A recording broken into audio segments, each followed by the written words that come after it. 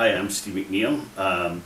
I am owner and proprietor of Mambo Sound Recording and Mac West. Mambo Sound Recording is a production company. We do recording, live sound. We also produce events. And my other company is Mac West Group, where we're manufacturers reps for pro audio equipment. So we act as a liaison between the manufacturers and the dealers and end users. Right on. So tell me a little bit about about Mambo. You have a couple different things that Mambo does. Mm-hmm. Why don't you talk about a little bit about where we are right now? Well, right now we primarily do live sound production. We invested in some digital consoles and line arrays, so I've got a couple of different sets of line arrays. And we do production, and sometimes we'll manage the event, and that could be something like for the Boys and Girls Club or for United Way, or we could do concerts. So over NAMM we'll be doing a K-pop show out in the desert, and we're going to be managing lights, sound, video, everything else. So we bring all the technical people together, and then we're in charge of the sound and manage everything else. So that's one aspect of it. I mean, we're primarily a sound company, but we have enough good relationships with enough people that we deal with every aspect of it. And you also you run a recording studio as well. Yes. And that's where we are right now, is in the control room. Mm-hmm. And that's they started simultaneously when I was working at Whitaker Music in way back when. I got the opportunity to pick up a recording studio, and it's around 82, 83 or something like that. We a friend of ours, Clay Bybee, got in a little over his head. He asked me to come out and buy a studio, and he said he would teach me, and I was clueless, and basically fell into the studio, and he mentored me and taught me how it went. He worked at Cherokee Recorders, so I would go to Cherokee and work there, and then work in my studio. That's how the studio side started, and that's a really awesome foundation for understanding mix. But I used to always say that the studio is more like a laboratory, where live is just this fast-paced event, and both sides are really neat. So you can dig into the music, into the studio, and then live you're looking at a different angle. So I was, when I was working at Whitaker, I was basically dragging speakers out and doing my friends' bands at frats parties or whatever it would be, dances and things like that. Whenever we would play, I was the guy in the band that owned some monitors and a little bit of PA, and so it fell in my lap to produce that part of it. So they kind of organically grew together. It was used to be you're either a studio guy or you're a live guy, and to do both was very odd. But back then, I had a 4-track cassette recorder, is how I would record people prior to the studio, and I was doing and going to different rehearsal halls and doing recordings that way. And then the studio I bought was an 8-track half-inch recording studio. Basically bought it for the cost of the equipment. And where was that? That was in Stanton. Stanton. Yeah, okay. Which is basically, I used to tell people, because people would drive down from LA, and I go, don't worry, it's a cultural wasteland. You're going to bring art to us. So it was a great place for them to come and create. And I was lucky enough that people would drive down. I was really busy out of that place. Wow. So to back up even a little bit further, when you were a kid, was there music in your home? Were there people who played? Well, no, not really. Probably what drove my interest in music was when I was a kid, is I had a neighbor that came in from back east, and he introduced me to all new music. He introduced me to Bowie. He introduced me to guitar, basically. And my mom sang in choirs, so I can't say that there wasn't any music, but it was pretty stodgy Catholic choir stuff that she was doing, but it was still music. It was still music, yeah. Yeah. And so I would go catch that, and then in school, they didn't really have an understanding for it at the time, but I was more orally oriented. I could hear things, but they didn't really know about dyslexia per se. But it wasn't until I graduated from college that I realized that I had dyslexia. But that puts a focus on your hearing, and that I was able to pick up piano parts by listening. I'd cheat, and I'd have the teacher play the parts, and then I'd pick them up that way, and then I could fake that I was reading, and the same thing, for guitar. If I could get them to play it, I'd be in much better shape, and so I could pick up on those kind of things. Wow. So yeah, that started 6th grade, something like that, 5th, 6th grade. And so you were playing in your garage with your neighbor? Yeah, exactly. That was it. He taught me hockey. He showed me what hockey was, and he showed me guitar. Those are two great things that came from the East Coast. And we'd play in his garage. And my dad, I think maybe he spent all of $5 on a guitar down from Tijuana or Ensenada, and that's how it got started.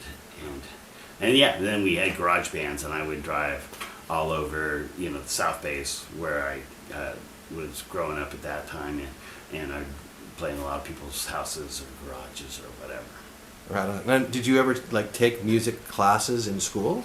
Well, I never went to school that had a program. So that wasn't really available for us at that level. But I took lessons. I took individual lessons for guitar. And that's what brought me to... That kind of comes full circle because my guitar teacher that I took when I was a kid ended up working at Whitaker Music, and when I came to school to go to Cal State Long Beach, I went to that music store, and he was working there. Who was that? Jan Palcius. Okay. Yeah, and Jan, I go, hey, can you get me a job? And it just happened to be the time, and that's what locked me into Long Beach, was the job at the music store. Wow. But all from my guitar teacher and that whole thing. Wow. So you were in Stanton running a studio there. Mm-hmm. What moved you to come bring your studios set up to Long Beach? Yeah, the only reason I was in Stanton is because the studio was already built there. Mm-hmm. That studio was actually even running while I had a rehearsal studio. I used to have a rehearsal studio called the Hall of Sound, run in conjunction with a guy that had a punk band called the Freds, and we did a 6-7 room facility. And I was still doing Stanton and the like. And in fact, the place in Buena Park was where we did the first Sublime recordings, and we did No Doubt stuff, and I did Falling Idols, and I did... All those guys came from Long Beach to go out there. So most of my client was still based in Long Beach, was still driving to Stanton to record. So the opportunity came up with Wade Wilkinson, who still partners with me here, and he had a place in Belmont Shore. And it was really at that point that we named it Mambo. It was originally called Steve's Sound Systems, kind of like Bob's Burgers, that whole thing. And we, I had Anthony was working with me at the time, Anthony Arvisu, and I needed to create a name that was bigger than just me. And it was because it's always involves more people. And so we were doing Beach Fest live and things like that, and then we were doing, and then the studio in Belmont Shore. That opportunity came up. I had moved up from an 8-track to a 16-track Fostex, and then we, that's when that studio in Belmont Shore started working, and then we started working like around the clock there. The smallest studio we had that I ever had was that one, and it was probably the busiest. Wow. And so you mentioned some of the artists that you worked with. This was very, very early in all of their careers. Oh, absolutely. Yeah, I mean, when Sublime recorded there, I didn't even do that session. As it worked out, the guys from Sublime were renting equipment out of my garage in Signal Hill, And I'd set them up for these parties and give them gear. And I was talking with Brad, and he goes, "Yeah, we're going to record this weekend." I go, "Great, you got someplace in Stanton?" I go, "Really?" And I made him explain it, and it was one of the guys from Cal State Long Beach wanted to record them, and I go, "That's my studio," and he did the recordings. It was some of the stuff that came out on Secondhand Smoke, and after they did it, the guy was a broadcast engineer, really great guy, Gary. I can't remember his last name. Kartong or Greth? Oh no, maybe Gary Greff from Cal State. Uh-huh. Yeah. He's working. I think he's up in Washington now. Uh-huh. Yeah, and he would rent DJ equipment for me or whatever at that point, and went in and recorded them, and then in between, we moved to Belmont Shore, where I got to partner up with Wade, and we had an opportunity to move to 24-track, 2-inch, and I still had my Fostex. And then the guys from Sublime asked me to remix the stuff that Gary did, and it was simple because they were just looking for more body, more low end, and some different things like that. And so we were able to work that project out. But that's kind of what brought me to Long Beach. So, and then how long were you in that spot before you, because eventually you moved over to a place, was it on Anaheim? Off of Anaheim and Gaviota. Mm-hmm. Yeah, so I think we did 5, everything lasts about 5-6 years. And so we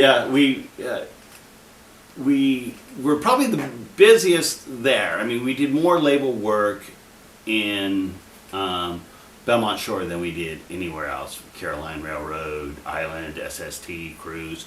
We worked for all those labels. And I mean, I should probably touch on that before we move. Please. Yeah. At that point, we were just getting really great business. Doing Bob Thompson brought me in to do a record with Big Drill Car, which was really one of my favorites of all time. And I got to work with Bill Steffen and Stefan Edgar, and they were producing Big Drill Car for this thing. And generally, sometimes when you do a thing like that, you're just kind of sit on the sidelines, and those guys were more putting you on the sidelines. But I one of these things was I go, what? Part of what I like to do is I think the performers, if you try and draw more out of the performer, you're going to get more out of them instead of pushing them along the process. Right. Go, hey, let's tighten up that bass. Let's let the guys play a little bit more. That's, make them feel at home. Kind of before I knew about Rick Rubin, kind of his, go for the performance, right. kind of thing. Sure. And so you could get a ton out of your players, and you're producing less, and you get them to play. And so I got to work with them, and that was really a fun experience. And so the guys at SST were really happy with the result of that record, especially we did it for really reasonable money, and we're able to make it sound really good. I mean, the mastering engineer came over and goes, "I got to see this place." And he goes, "You did that record here?" And I go, "Yeah, it's back half of a duplex." And but it was a nice studio, and yeah, we got some good work. But because of that, I got to do HR's record, and in doing HR's record, that tightened up the relationship that brought us to the Sublime thing. HR, Henry Rollins. No, not Henry Rollins, but Human Rights, oh, okay. The singer from Bad Brains. Oh, okay. Yeah, no, I know that Henry Rollins and HR that, but yeah, he was known as HR, and he ended up spending the time at our place, and so I engineered that record, ended up becoming executive producer, which was kind of goofy. But what did that mean exactly? Well, he got in a fight with the label. He wanted to. I asked Greg again. I go, "Demi, is it okay for me to give him the tapes?" He had just give him the tapes, and then I got fired. And then the next weekend, or right after the weekend, HR called me because I'd like you to be executive producer. I'll get you paid by the label, and I'm going to give you points on the record. I want you to manage the recording. So it was a really big flip. But in the process of making his record, what was interesting is that the guys from Sublime were all hanging out because they're big fans. And I go, HR needed to make some extra money. I go, he didn't have a band. I go, the perfect band for you would be Sublime. They love you, and it would be great. Why don't you, I mean, here's their numbers, call them, and they'll back you up on your shows. They'll learn your stuff. And they played at Bogart's and did a bunch of shows, and that whole thing all came together, and they were famous together. You know, they were, you know, like hand in glove, and just you could just see it on their faces how much fun they were having playing with someone that they really admired, and the fact that HR could make some money and play with some great guys, it was really neat. So, and after that, then that's how we did 40 ounces shortly thereafter with Miguel and that whole thing. So that's kind of that story. Wow. So, had you done that kind of like job before that whole thing? No. In fact, I was devastated when we lost. At that point, I was at Cal State Long Beach, and so for me to lose a weekend, like the way that weekend had dissolved down, because I would open the door for the next band, and the next band would follow in. I mean, that was devastating to lose a client. I'd never ever been fired from anything before, so to next get an offer as an executive producer. So did you work with SST again after that, or was that it? No, in fact, I had checked in with Greg to see if that was all right, and he goes, "Oh yeah, sure, fine." I go, because I'm about to work with him. Do you have a problem with that? No, it's fine. And then that was it, dial tone. So I guess sometimes maybe those things need to be handled in person. I guess I just didn't get a proper read on him to find out if that was proper, because he wasn't happy. He wasn't. I guess I don't know. It's either that or they changed their model or what they decided to do. And so you worked with Caroline too, you said. What artists on their label? That was they basically picked up HR's record. And, oh, I see. Yeah, and that's where that was passed along. But we did Rocket from the Crypt, and we did. I'd have to go through. It was like we were jamming through bands all the time, just ripping through them, and so so many things. Just you're just making great records all the time. I never bought any music during that time because everything we were doing was really great. We did, the local ones we did, like Busface and Downtown Mission and things like that. Were all predecessors to bigger acts. Falling Idols was, I don't know if you're familiar with Falling Idols, but it has Mud Lowther, Greg Lowther. It had Trey. It had Randy Bradbury. It had Dave Quackenbush. So basically, you had Vandals, Pennywise, and all these other bands all came out of that, and they were really popular and fun. And they did, there's Busface, which came out of that whole thing. Just some really fun bands, So right on. Led the Long Beach punk scene. So, were you at that same time? You were going to school? Yeah. What did you study? I studied business. Oh, nice. Yes. That's probably sensible. Yeah. So I took business classes, and I took acoustics and electronics, and some music. So I studied. It was full time. Whitaker didn't let you do part time, so I had to do full time work, school, and I was trying to take full time classes. It still took me 6 years, but. But the acoustics classes, electronics classes were huge, very, very, very helpful. And then working at Whitaker was massive because I learned a ton, and there was nothing but great players that would come through the store, and I got to work with manufacturers. My tasks got broader there. I was at the end. I was doing purchasing for guitars, PAs. Amplifiers, the whole MI section and the whole pro audio section that they had going on, recording that whole end. And there were also some pretty talented players who worked there. Oh, yeah, absolutely. Well, we did this thing, Melissa Etheridge was one of our customers, and she would come in, I would fix her monitors all the time, and then she would rent gear from me. And she was talking, I need to do that, this, that, and the other. I go, well, if you need a band, you could hire the store basically, and we played on her demo that got her signed, which was way cool. So it was really fun. I go, yeah, she's really cool, guys. I go, you know, she's this Long Beach thing, and so I went over to her house and learned the song first, and then I had Art play drums, and John Carlson played keyboards, and she played guitar. And she had some backers, and they put her in an Orange County studio of some sort, and we just played on her demo, and that picked her up. And Art always talks about it. I guess Modern Drummers said that the drummer that ended up playing on the sessions, because she ended up hiring an all-girl band, you know, after us, and then she ended up hiring another band after that went on her tours. And they said that that demo had a certain sound that they were trying to capture that was kind of elusive, and it was neat because you had such great players to work with. You know, Art was ridiculous on the drums, you know, and that made that whole thing. He said, yeah, he had hurt his wrist, and it gave him a whole different approach to that song, the songs that we did for that demo. Oh wow, strange coincidences. Yes. So, what then was the impetus for moving from Belmont Shore over to Anaheim?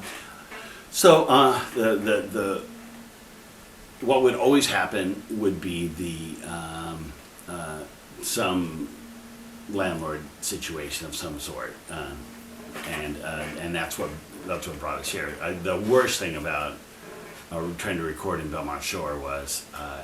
When we're around the clock and people are excited about what they're doing, and that kick drum was passing through the walls, and so eventually we just wore out our welcome in Belmont Shore, and then I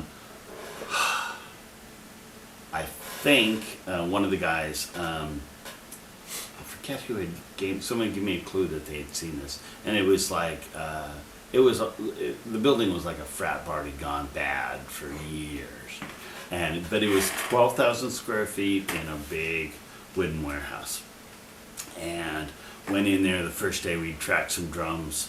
I was doing Chad Jasmine thing, I think is what it was, and we created this perch between the two floors because we had around 4,000 or 5,000 feet of a room, and. Big wood 30-foot ceilings, and I just fell in love with the instant drum sounds that we got out of that place, and so that's what put us there. So I had a newborn. I had starting a brand new rep company because the rep company I was working for had fallen apart, and I had a new lease, so we kind of figured it all out at the same time. So once you were in there, did you change your setup as far as your gear? Did you revamp everything, or did you just take what you had and just kind of plunk it over there and just go? It was kind of a combination of things. We tried to take another look at how we would do things. We started by making we made a couple of live recordings just working off one floor. So we tried different rooms to redo it, and then we decided to build a room downstairs, make an ISO booth. Right next door to it, and let me see what else. And then so we just started working with these different track rooms. I built different bass chambers. I built some different things. So we just tried different ways to deal with it, and then because I had so much space, I allowed a manufacturer to come in and manufacture woofers in my facility. Oh wow! Yes. So they built these neodymium bass drivers and the bass shakers that attach to a drummer's throat, so it allows them to feel bass when they have ears on. Right. Yeah, and so that brought me in touch with guys like Rat Sound. The larger sound companies were coming to my facility to pick up stuff all the time. So. That's brilliant. It was great. It worked out really nice. Yeah. So having the space allowed us to grow our audio inventory, our speaker for production inventory, and then started to do recording again. But then at that point, we're still working pretty steadily. I mean, we had taken a little bit of a time off. I was revamping 3 businesses simultaneously and raising a new kid, so that was kind of the way it went down. But it all worked out. I mean, we ended up making some really, really great records there, too. So, yeah, why don't you give us a couple samples of what you're talking about?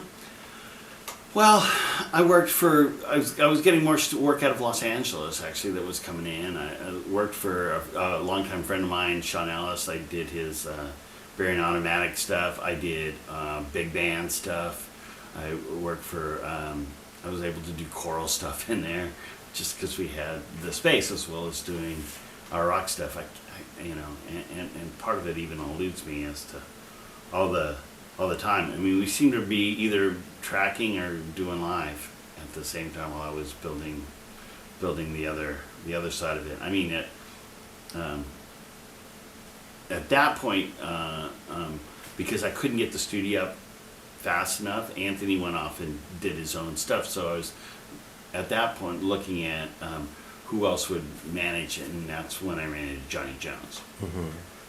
So we did stuff like we did the Dibs recordings and Chris Hanlon stuff, just different. Lots of different local guys were there, and a lot of Los Angeles stuff was all going on at the time. But I'd say most of our most famous stuff was the Belmont Shore location. Oh, I see. Okay. Yeah, realistically, but although we were getting great sounds and doing really good records out of that spot. So you had Johnny Jones come in to be like the manager of the studio, right? Yeah, and that's when when I was in Belmont Shore, I had Anthony do that because there's no way I can run all 3 businesses really, or all 2 businesses at the same time. So I put him in charge of helping. I would try and get work and jam people into it, mm-hmm. and then work myself, so I could have the satisfaction of still doing the work, but not leaving anybody out. Right. And we could mentor people in, teach people how to do sound and do all that at the same time. And that process came over, and Johnny came over and helped manage that for us, because at that point we were doing the Foothill, System M. We were doing a bunch of other. We were managing sound in town.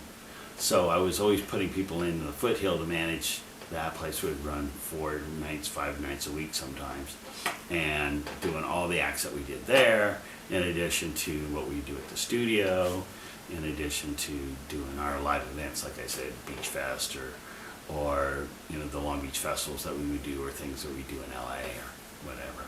Right. We managed, because like Beach Fest was 6 stages, or just trying to manage getting all that together. So, at some point then, what was the again, probably 5 or 6 years, what moved you from there to here? Well, I was trying to work a deal out to purchase that property, but it just didn't come to fruition. It was the neighborhood was just a little too rough for us, and it just didn't work out for us to buy that property. So as it was coming down, as we were about to lose that, the guys here at the Space were doing their last shows, and there were still a ton of people here, and tons of people using this facility. And so let's back up for 1 second. Because for a lot of people who are watching this won't know anything about what you're talking about. So why don't you just give a little thumbnail sketch of what you mean when you say the Space? The Space. Okay, so the Space was an art and music exhibit place that was started off by Scott DeVowers, and the people that I knew there were Chris Hanlon, and I know Chris Paul Overall was here, and a bunch. So I knew some of the cast of characters. I was kind of in my own little world making records and doing live sound. So I wasn't really part of their parties, but it was a fantastic spot whenever I would come over.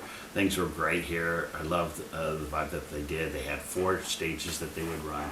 And so in addition to exhibiting art, they would do 4 stages with 10 bands each. So you'd have 40 bands playing in this place, and it would pack out. And what they would do is they'd throw these shows, and they could pay their rent and their bills, and do one of those a month or so.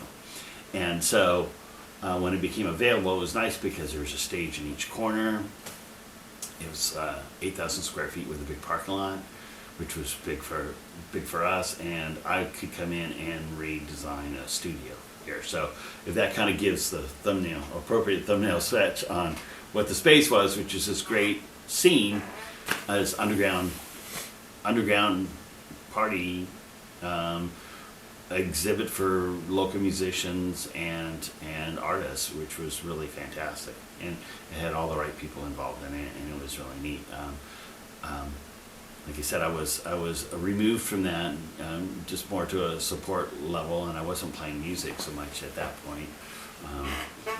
I kind of fell into, back up just a little bit, is that at one point I did get to be part of the music scene, but I was out of the music scene by the time that the space was in Full Tilt Boogie. I mean, so we were doing. I played in a band called Crossings, which had its own following in Long Beach, and so I had an appreciation for Long Beach music and how things were driven. And clubs like Toe Jam that did what they did, and brought music to these places. So for me, I had an affection for a place that I didn't really have an involvement except for on the donation principle alone. And but when the opportunity came up to pick it up, I could build a studio from scratch, and this is my favorite one that I've built so far. You know, everything I've learned is my 4th recording studio, and my second third in buildings that I've rented over time.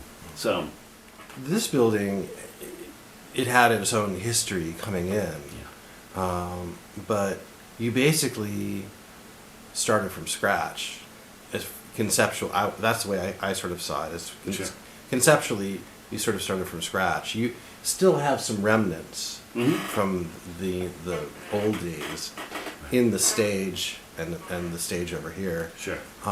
But when you came in, did you have a different approach or philosophy to building what you were building from what you had done previously? Because it really is a different kind of space. Right. Well, exactly. What I had was I sometimes you just look at the short term in efforts to transition you to move over. So what I had was a recording studio that was pretty busy, and our live sound was really busy too. And I had projects that needed to be done. I was working on a couple of big Christian records that needed to be finished, and things that I had started on somebody's ADAT and we abandoned it and went all to tape, then transitioned to Pro Tools and things like that. But I took what was Chris Hanlon's old room, which was an isolated spot, and created a good temporary control room. That temporary control room lasted almost 3 years as things worked. Well, we built the room that we're in now. I lucked out with a couple things like that. I had projects already backed up that I needed to take care of. I had good sound work, and my rep company was working really well. And then OnStar reached out to me because for some reason people call me, and I'm not really sure where it all comes from, but I get a referral. I get a call, and OnStar called me, and they are trying to do dialect testing. And so I go, well, I just moved in. I can give you how many rooms you need. They needed 5 rooms. And so the people that were doing OnStar brought interviews in. They set up little recorders, and they did dialect testing so they could test their little OnStar system and get that set up. And that 2 weeks helped me give me my seed money to rebuild it. And Ray and Rico decked the place out enough that I could create a spot, for these folks to come in, and we built rooms in a hurry that they could now create these little laboratories. And that again, set me up, give me a little seed so I could throw materials and stuff into this and build it. Wow, what a fortuitous turn. That's the way it is. Yeah. I've been very, very blessed. And so then how long have you been here now? I get asked, I'm renewing my lease again here now again, and we're going to do another 3 years. Did 2 years before that, so in 5 years. So I want to say 8, 9 years, something like that. Wow. Yeah. Wow.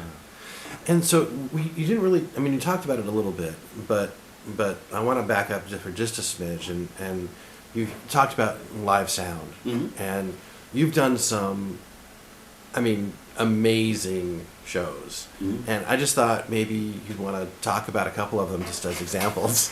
Yeah, wow. I mean, yeah, we've been really lucky over the years to do all kinds of work. One of the things I used to do was I'd act as a freelance front of house guy. So I worked for Jack Grisham's Tender Fury, and that's where I got to play with Robbie Brown and met him through Jack and those things. So I worked doing all the LA clubs, doing that kind of stuff. And at that point we get to work really, those are some really fantastic shows where we would be opening up. I worked for National People's Gang for Anthony's band, and he dragged me into all these places.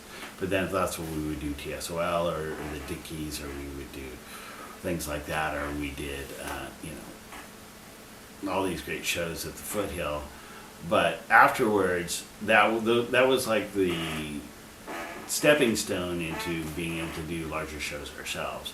So probably the most famous groups that we've done would be when I got to work for CBS. And so we work a lot for other people as either audio specialists or audio support.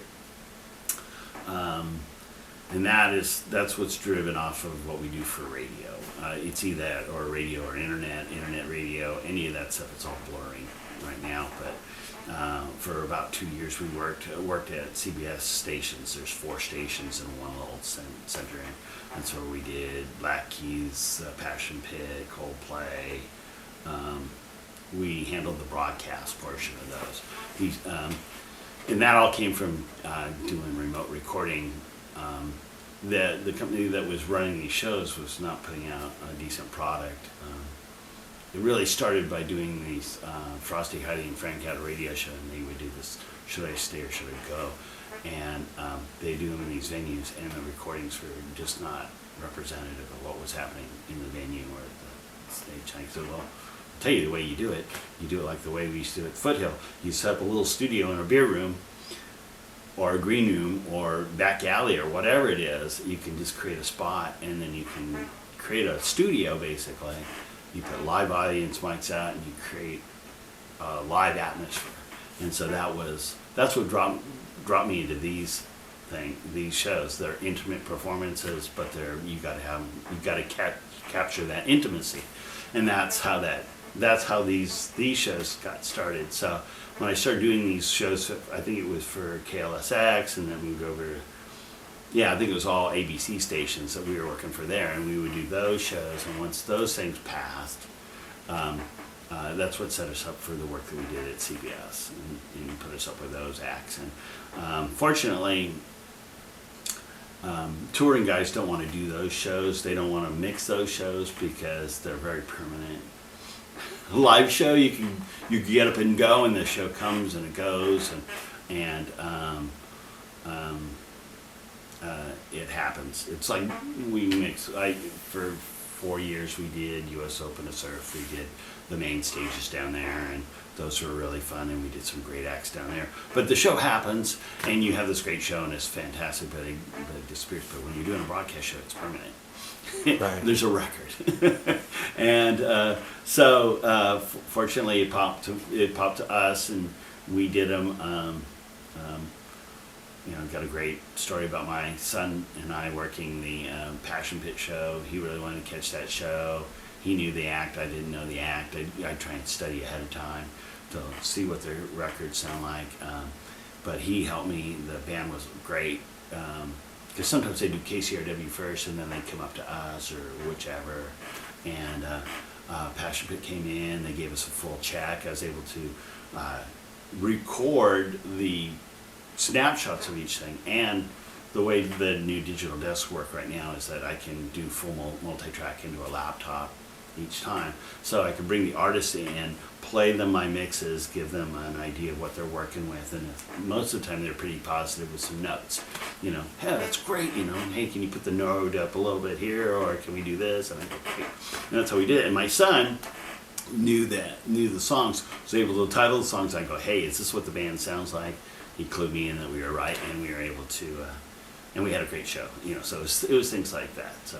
That's fantastic. Yeah. And then you started at some point doing gigs for KROQ too, right? Yeah, well, and that's KROQ is a CBA station, and AMP FM are all that. So there's 4 radio stations in that spot. So it could be Nelly Furtado, or it could be Florida, or it could be KROQ, and it was all in that section. I see. And we started, and what started us doing those upper level shows is like when we did George Clinton's birthday at the Zune House, and guys from the Peppers there and the Gap Band were there and all that, and we would set up these big shows in little spaces or whatever it was, and we were turning through those folks, and I'm trying to remember the name. I mean, you get to work with some great people on the way up, or we did Nas, we did, you know, all types of audiences, and that's kind of the cool part about being in this region of the world, is you can do fantastic one-offs. I don't have to go on tour and do the same act all across the country. And basically, I get to do different acts all the time of all styles and sizes. And there's a million amazing venues. Absolutely. I find new venues all the time. I'm always astonished to find a new venue. You know. Now, one of the other things that I definitely wanted to touch on was your involvement with NAMM. Not only through your business through Mac West, but also you do live sound there too. Mm-hmm. So do you want to talk a little bit about that? Sure. So it started off because we do NAMM. We do 4 different trade shows a year. At the rep side of it, which is we handle National Association of Broadcasters. We do the Infocom show, which is basically installers, and then NAMM, and there's like a lighting show. But we were doing a show one year, and working for Bag End, who I've worked with forever. My association with the manufacturers is fantastic because I get to deal with people that invent this stuff, that build this stuff, that you find out the integrity behind what they're building. Those are the kind of companies we like to represent, where we add some value and the like. So, Bag End was doing a show, and were not getting the love from the people that they hired to set it up for them. I go, I know this stuff sounds better. The guy is smoking already, and the band doesn't sound complete. Your amps aren't being hit, and blah, blah, blah, all this stuff. And they said, all right, well, if you can do better, here you go. And so the next year, I was mixing their stage for them, and which is a very tough audience. Yeah, well, and maybe we should just talk about what NAMM is for just a second. Sure. So how would you, in a couple sentences, just explain for our audience? Sure. What it is. NAMM is the National Association of Musical Merchants. So it's where all the pro audio and musical companies come together in Anaheim. They do one in Nashville too, but it's much smaller. But they do this in Anaheim, and what they do is they present their wares, and it's primarily set up between the artists will come in and check out the gear, and then people that buy the gear get educated and interact with the guys that build the stuff. So it's a constant education, handshaking with people that you talk to on the phone all the time. And NAMM is a great organization that promotes music in all types of ways. But it's also the idea that it's a professional event. It's not open to the public. Correct. And so people who work professionally in the music industry, on stage and behind the scenes, they all come there, right, and they can feel comfortable there because they're not going to be surrounded by adoring fans or whatever. Right. It's just all professionals. Yeah. That's a fact. And it was 2 years ago we dealt with it. Oh my gosh, I can't remember his name, but I mean the AES is also another event we do too, Audio Engineering Society. But the fact is that you would. I was standing in front of our digital consoles. We were talking about what it was like. He goes, "Well, I'm really kind of a recording guy." He goes, "Well, I know who you are. You've only done the Stones and Springsteen and those are the people, but they're all very unassuming." I got to meet with Massenburg, and I get to meet with some really fantastic people that do ridiculously great work. But they're coming to learn about things that the manufacturers are putting forward, and they're taking input from these professionals as well as presenting. And so it's a constant thing. And so being able to showcase and mix and be involved in these things is you try and help the manufacturers put their best foot forward. And so that's why we've done stages over the years, and we did we did a great stage with the young dubs in the Marriott, and you have an opportunity to go, why does it sound so great? And you go, well, this is that, and this is what we're doing, but you're able to talk shop in the middle of a show. Right. Well, and just to circle back around, it is a tough audience. It is. Oh, yeah. It's there's no tougher audience, yes, really, yeah, because everybody knows what the strengths and limitations of every little piece of thing, every part of it. Highly critical audience. Yeah. The time that I had to mix, I had a room of 400 engineers in that room. Yeah, that was no pressure. No pressure. Yeah, it's a whole. Yeah, it's not like the people that are going to come up and talk to you. You know most of the audience, which is an unusual thing. Where you can walk into a full room of there could be 1,000 people and you know half. From your experience. So yeah, you got to put your best foot forward, no doubt. And that we did stages outdoors and indoors, and the only thing that gets tricky is that we are a little ahead of the curve and able to make a lot of this stuff happen prior to the shows. Now the big companies have kind of taken it all over because they realized how what a powerful tool that was to get the gear out. So now the JBLs and Yamahas have kind of bought the whole thing out these days. Wow. Yeah. So now you have to go off campus. So more to do these kind of events. And for years we were doing like high-end guitar shows. We did the Sur Guitar, which makes a high-end electric guitar. We were doing their shows for their artists at their factory. So what's the plan for this year at NAMM, which is just this right year? around the This corner? year at NAMM is a bit more simple. We have we are doing some product introductions, so we're going off-site, off-venue. We're taking over the Phoenix Club and doing we hired Bill Lanham's Spirit of Zeppelin group to play because those guys are great. All you have to do is make them louder, and the sound that comes off the stage is awesome, and the players are fantastic,